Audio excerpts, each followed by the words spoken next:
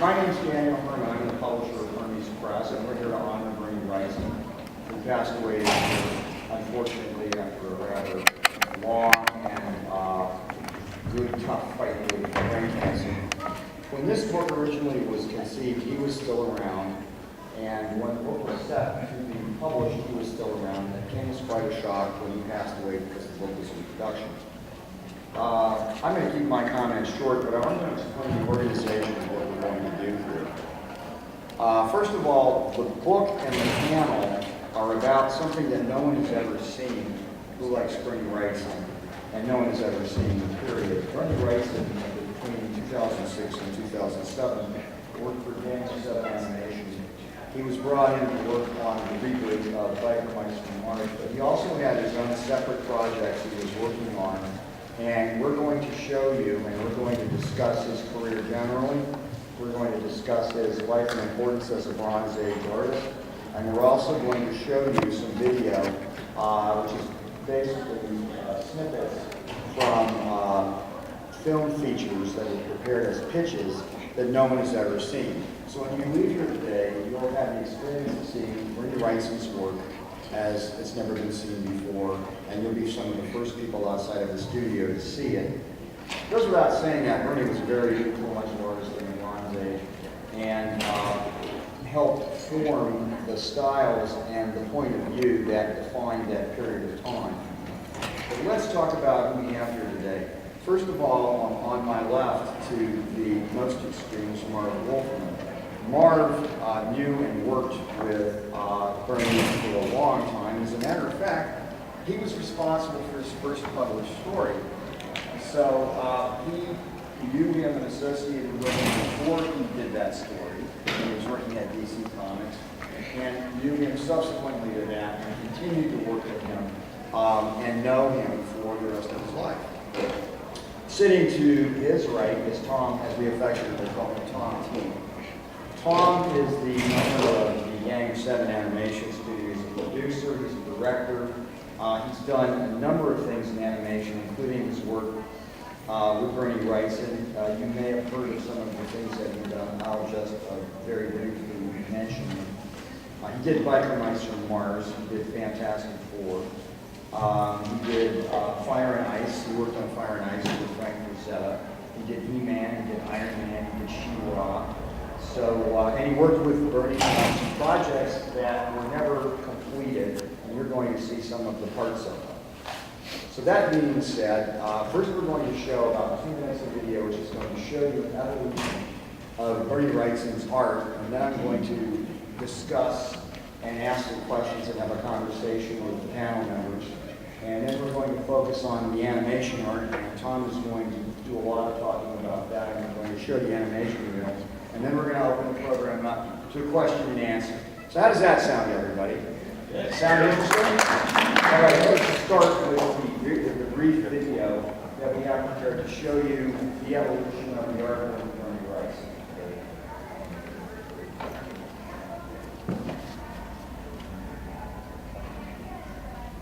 And that's Bernie when he worked at the Gang of Seven Animation Studio. This is a quote that Stephen King gave us for the book.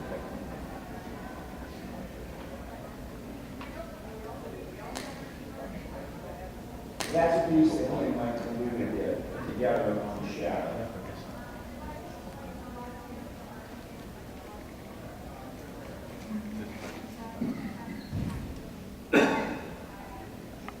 Now this is not by Bernie. This is by Grant Engels for Haunted Pier 27. It was one of his favorite stories. He's very influential. And this is obviously House of Secrets, 92, and that's Easy Simonson. And this is a splash page in the Swamp Things. This is a cover from the Swamp Things series. And this is work that Bernie did for Warren. And that's an unpublished page for Warren. These are some of these pages are from some of his most famous stories. Guess who that is? That's Uncle Creepy, can you tell?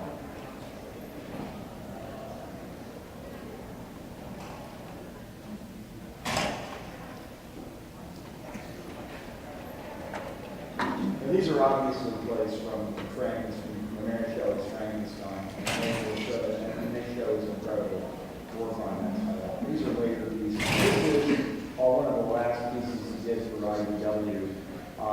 Frankenstein's alive.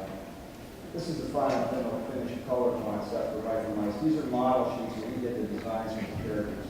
And these are the finished model sheets. We're going to get into more of this when we see the video that was prepared for Game 7.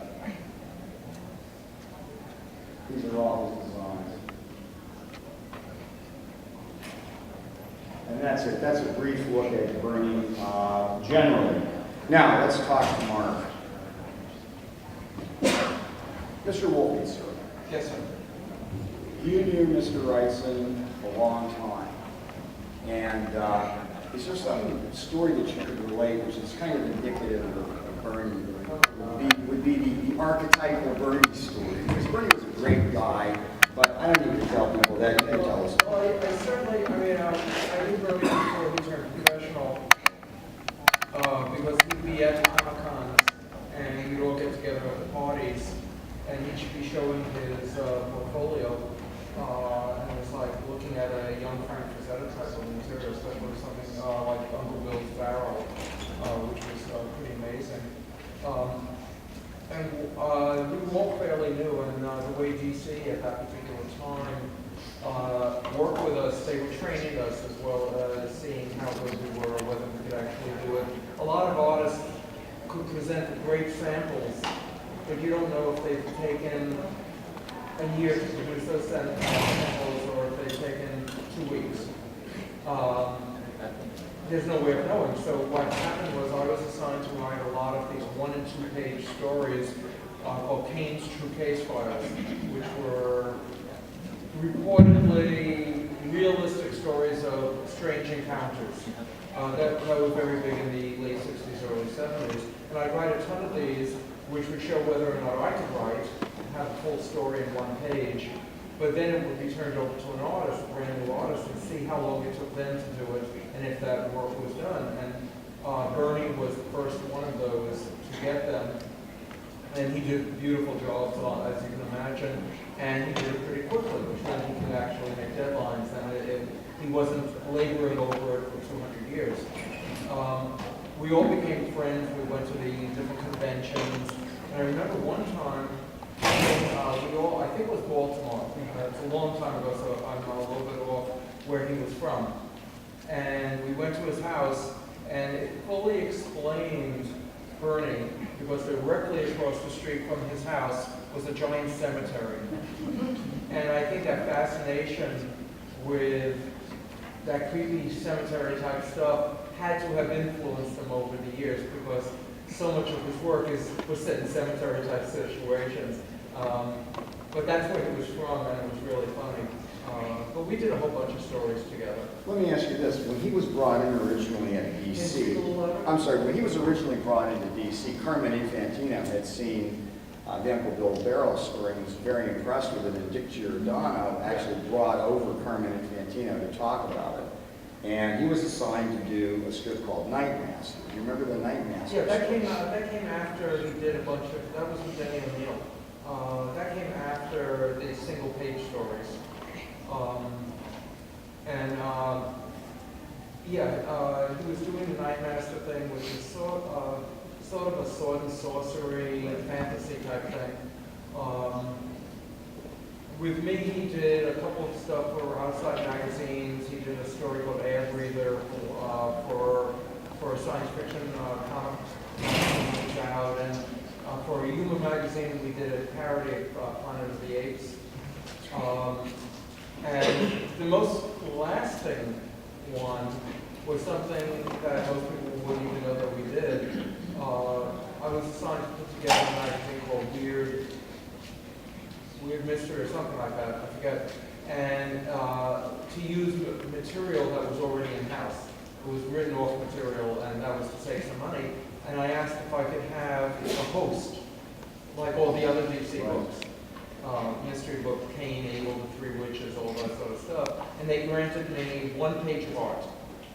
And Bernie and I created Destiny for that. I came up with the character, he came up with that visual, which is astonishing. And then one step further, because I always wanted him to hold the Book of Fate in his hand, he changed it to Destiny, which I thought was just a brilliant move, because that meant his destiny was to tell these stories.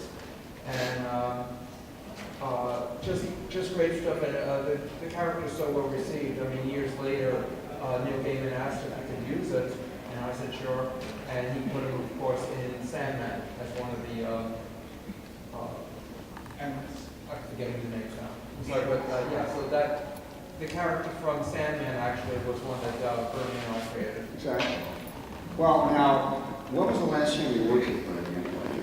Well, worked with Bernie years ago. I mean, that was in those times, but Bernie didn't do a lot of comic work for a long time. But I saw him at a convention 3 months before he passed. We talked for a few minutes. You never think that you're going to run out of time, and that's the problem. Because he seemed to be getting healthier. He seemed to be better. He didn't get up from this chair, but he certainly got there. And it makes you realize that these people that you know who are younger than you may not be around forever, so take the time to actually speak to them, because you don't know if you're going to have a chance again. I just assumed Bernie and I would talk for 2-3 minutes as you do at a convention party, go on to the next thing, I'll see you at the next time.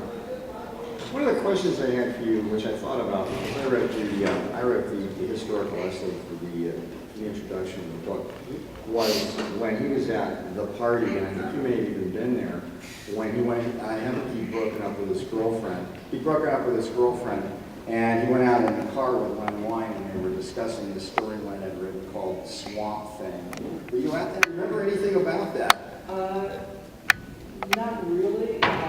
You have to check with Glenn on that, because they went off and talked about it. It was I had moved to Lake Ronkonkoma in New York City on Long Island, and everyone helped me move, which you only do when you're in your 20s, because after that your back is always breaking. And at some point they just went off on the short story and talked about it. I don't know any of the details on it. Were you there when they were, because he prepared that story very quickly, and they shot a lot of photo source in order to put it together quickly, and they used Louise Weezy Simonson for the cover because she was there too. Were you involved with any of that? No, not really, no.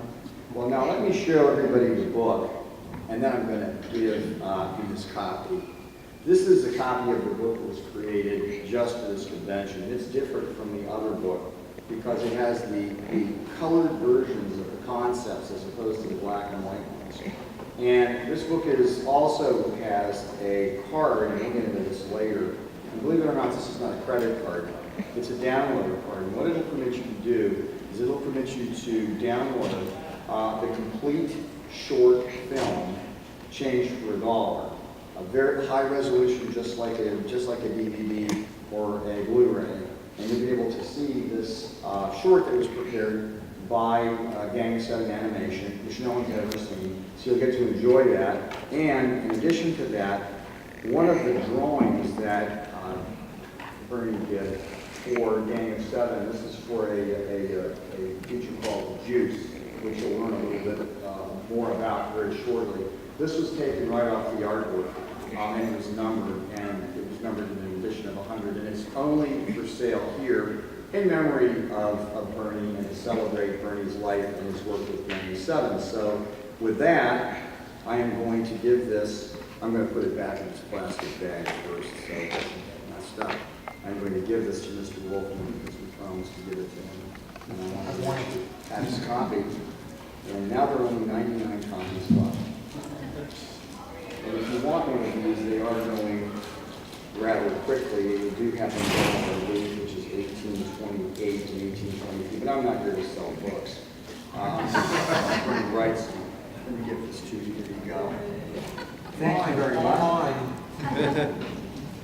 Yeah, now, next, I'm going to introduce Tom T. And why don't you tell us a little bit about what you did with Bernie and what features you worked on with him very briefly, and then we'll show the video, and then we can discuss it more, and we can take some questions.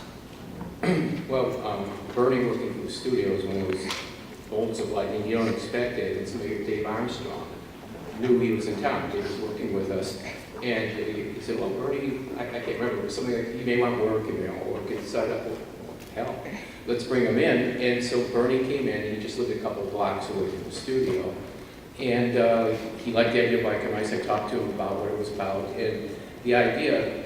What we tried to do at the studio is we took somebody's property or hired an artist or something. We believed in having fealty to their style. And so it was going to look like it. We weren't going to be something that took Bernie Wrightson and turned it into something else. So it was, in essence, if we hired Bernie, it was let Bernie be Bernie. And things were just going to look like that. Even though one director tried to redraw things a couple of times and that didn't go over very well.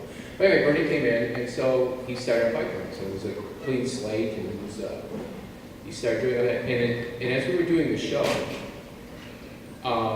we were looking, what else was the studio going to do? Because we were trying to look at a field that we figured we wouldn't have any competition for. I can't compete with Disney, you can't compete with DreamWorks. And we thought, well, animated horror films. Why not? Why don't we try that? Nobody's done that. And the whole thing was unapologetically R-rated horror films. And these were horror films. They weren't kiddie horror films. They weren't huge Goosebumps.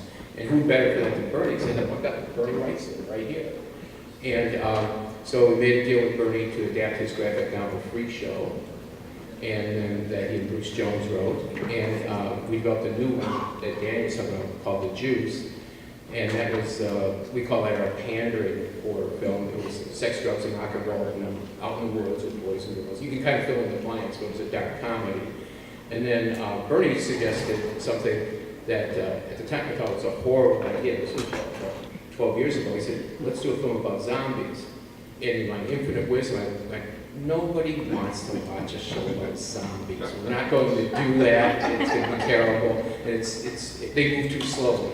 And I thought the animation would be bad. Well, Bernie was probably right. He was right. And then we talked about other things after that. So we designed 2 films, did promos for them, show you some clips from them. Really nobody's ever seen, to show the transition from his artwork, especially like in Freak Show, from the graphic novel to his concept drawings, to here's some animated film to show how that would go. And Bernie did all the models for it. He gave notes on the stories and everything. And then subsequent to that, we also talked about Frankenstein, about trying to do that, which I thought would be very cool. But that was sort of, we moved down the path with that, but he didn't have to do anything for that because he did his Frankenstein. So that existed already. And then made a deal with an author named Clive Barker and adapted one of his stories, and Bernie and I talked, and it was like, yeah, we could use his artwork as the framing device for it, and that would be what the film would look like. And so Bernie, but the good thing about Bernie is he was an immensely talented artist. And what people don't think much about is what a good cartoonist he was. Meaning, he could draw realism, he could draw horror, but Change for a Dollar is cartoony. Just like Frazetta could draw cartoony stuff, so could Bernie. He was a superb cartoonist. And I asked him, I said, well, for these horror films, maybe we should have a short. We should give him a short at the beginning. We try to figure out how to get these things sold. And I asked him what poster Bernie had done. It was his favorite poster. And he picked Change for a Dollar. So we adapted that into a form of a cartoon. Because oddly enough, he didn't pick any of his other things. He picked that one as the one it's the favorite poster we ever did. And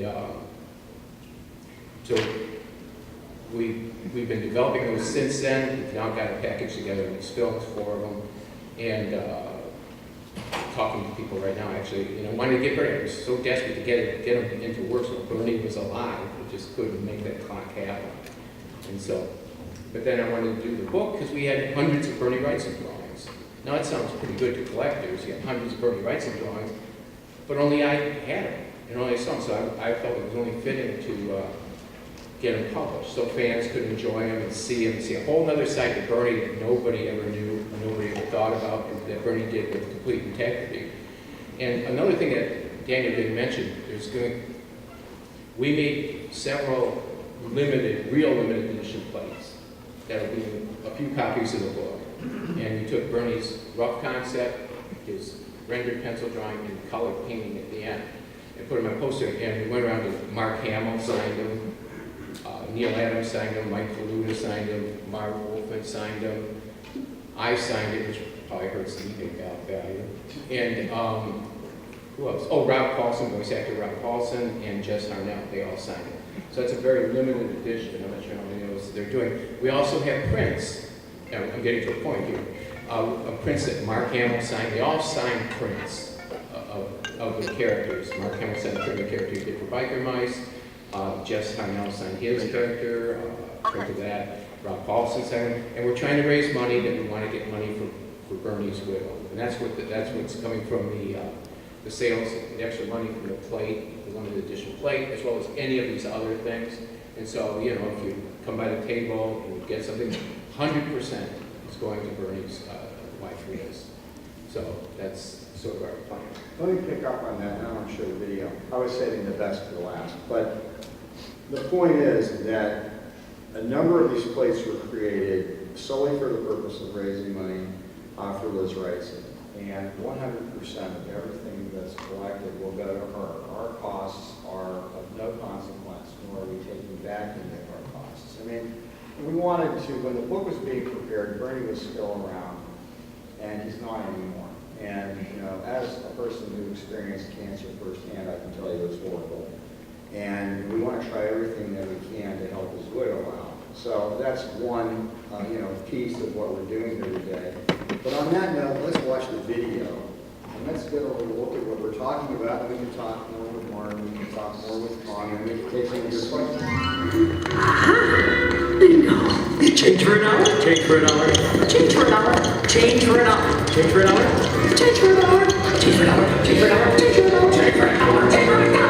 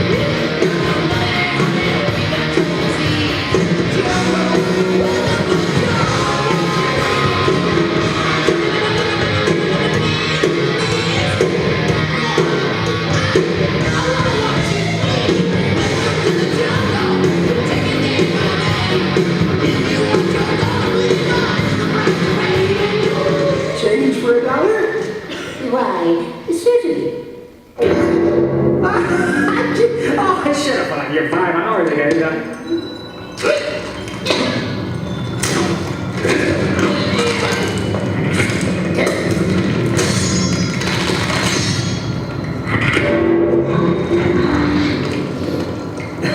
I can't tell you how much.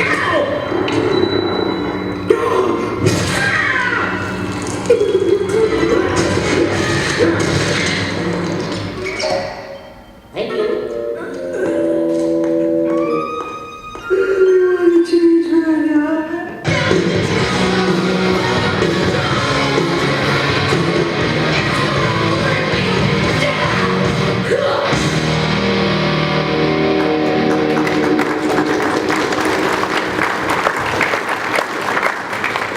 What does everybody think?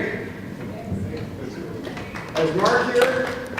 Yeah, Mark. Mark's, everybody over there, that gentleman put this thing together. He cut it, he pasted it. I'm kidding, by the way. Right. He's responsible for editing it. A big round of applause. I think he did a beautiful job. And also, fancy Dennis stand up. Dennis Venizelos, this guy painted all the images. Dave, stand up. You caused this all nice. This is Dave Armstrong. He's the guy who's burning it. And I just like to say that the remarkable thing about Bernie is what a nice, humble guy is. Everybody in the studio said how nice we talk. We just talk. There's a regular guy. I wouldn't have an artist in the studio. And they go, well, you know, Tom, what I need is I need a Mondo number 26 pencil from Japan to draw with. I go, you know, those things, they don't make those anymore. And I have to order them from Japan. And they cost about $25 each. And you see Bernie Wrightson over there? You see the world famous artist? I could give him a burnt match, and he would do a good drawing with it. And it's simply true. All Bernie ever asked for was the next grade up from Xerox paper to draw on. He was so unassuming and such a nice guy. And that's a great legacy for somebody of his stature. Well, let me hit Mark up with a question. Now that you have the book, Mark, and Mark, you see the video, does that kindle any really great stories you can tell us about Bernie? Because that's why we're here. We're here to reminisce about Bernie. And I honestly wish I could remember more. My memory is not great for that sort of thing. It's just, you know, we would have once every Friday, the first Friday of every month, there was something called First Fridays, which was a big party that originally started in Bernie and Mike Kaluta's apartment. They shared an apartment for a while up on the east 80s or West 80s? 79th Street. Excuse me, Dave? West 79th Street. West 79. 135. And it eventually moved down a few flights to Jeff Jones and Louise Jones's apartment. And we would just, you know, we were all 22, 23. We were all young and we were all just we were friendly to each other. We loved comics. We were the first generation to come into comics in like 30 years because everyone was from the original Golden Age. And it's hard to remember specifics, but we tended to always do things together. We'd go to Rutland, Vermont for the Rutland parades. Bernie would be there, Mike would be there, I'd be there, everyone. Frank Miller started to attend long before he ever became a professional because he lived up in Rutland. It was just a friendly environment, and Bernie was, as you say, just a very sweet guy. In talking with him, you would have no idea that there was that mad genius inside him that was, you know, was to do the creepiest stuff or the funniest stuff.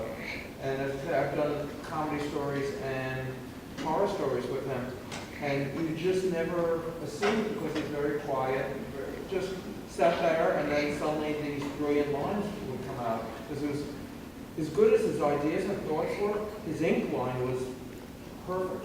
It was unbelievable. He had an ink line that was, nobody could ink like him. You know, it's hard to come up with anything else because he was just a good guy who suddenly turned into this demon artist whenever he sat by paper. I think one of the things that I think is most interesting about his artwork is that it's horror, but a lot of horror is almost neutral. It's just horrible. it's awful, it makes you feel bad. He imbued his inks with vigor and with vitality and with personality, which comes off the page and shows a true passion for the genre, which is a great genre in and of itself, which is what Stephen King liked to use in Well, his. I think that the fact that he was very good at humor as well, to me, horror and humor are two sides of the same coin in many ways, because they're the only two genres that are pure, in that if you're not spooked out by horror, honestly spooked out, it's not working. And if you don't laugh at comedy, it's not working. When you're doing a superhero story, a detective story, those are all cerebral. Even if it's a big fight scene, it's still going to be a cerebral type story. Those are visceral. You're either going to laugh or you're going to freak out. And Vernon was a master of those type of emotions. And this came from the very beginning when he was a kid, because in what I wrote about, and one of the things I thought was most amusing was he went to Catholic school in Baltimore. And he was constantly getting in trouble because he was drawing monsters in his textbooks. He loved drawing monsters in his textbooks, and they weren't particularly amused by that, but he did it anyway. And the other thing that I thought was really amusing was the way he got his job for DC, because he started to going to conventions, and his work was spotted by the second time at a convention.